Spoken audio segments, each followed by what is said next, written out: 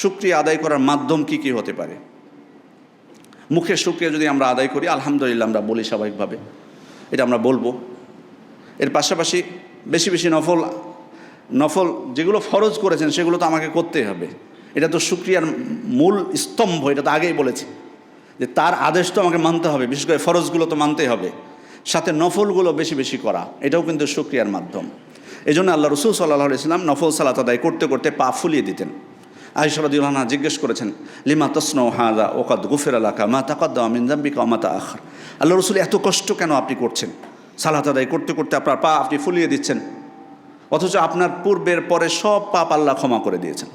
আল্লাহ রসুল সাল্লাল্লাহু আলাইহি ওয়াসাল্লাম তখন বলেছিলেন, আফালা আকুনু আবদান শাকুরান, আমি কি আল্লাহর কৃতজ্ঞ বান্দা হব না?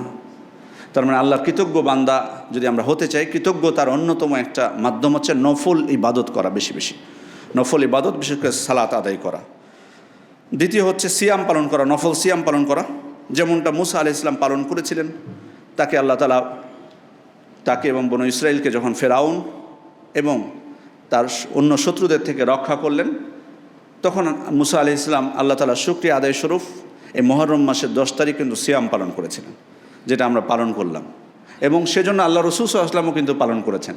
তার মানে আল্লাহর কৃতজ্ঞতা জানানোর অন্যতম একটা মাধ্যম হচ্ছে নফল সিয়াম পালন করা। তৃতীয় বিষয় হচ্ছে শুকরিয়া সিজদা, শুকরিয়া সাজদা দেওয়া, এটাও একটা মাধ্যম। যেমন আল্লাহ রসুল সাল্লাল্লাহু আলাইহি ওয়াসাল্লাম শুকরিয়া সিজদা দিয়েছেন। যেমন তাকে যখন জিবরিল আলাইহিস সালাম এসে বললেন, মান সাল্লা আলাইকা সালাতান সাল্লাল্লাহু আলাইহি আশরা, আপনার প্রতি যে একবার দরুদ পেশ করবে আল্লাহ তার উপর 10 বার রহমত দয়া বর্ষণ করবেন। এটাকে যখন বলেছিলেন তখন তিনি শুকরিয়া সিজদা দিয়েছিলেন। আবু বকর রাদিয়াল্লাহু আনহু যখন শুনতে পেয়েছিলেন মুসাইলামা আল কাযযাবকে হত্যা করা হয়েছে, তখন তিনি শুকরিয়া সিজদা দিয়েছিলেন। কাব ইবনে মালিক রাদিয়াল্লাহু আনহু যখন তিনি তার তওবা কবুলের সুসংবাদ তিনি লাভ করেছিলেন, তখন তিনি শুকরিয়া সিজদা দিয়েছিলেন।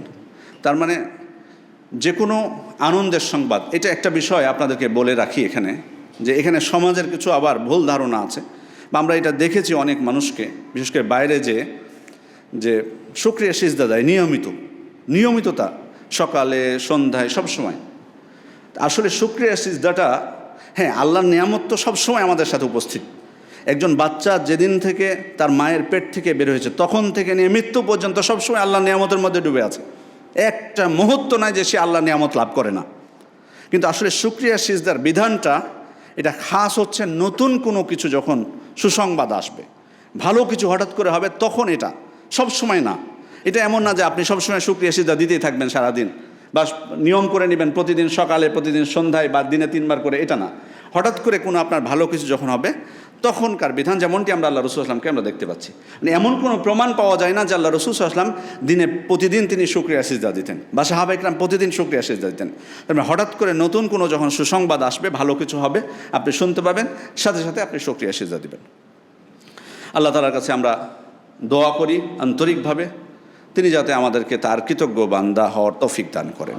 আমরা যাতে তার পরিপূর্ণভাবে তিনি যে নিয়ামতগুলো আমাদেরকে দান করেছেন সেগুলোর যাতে আমরা শুকরিয়া আদায় করতে পারি। আল্লাহ তাআলা আমাদেরকে সেই তৌফিক দান করুন। আল্লাহুম্মা আমিন।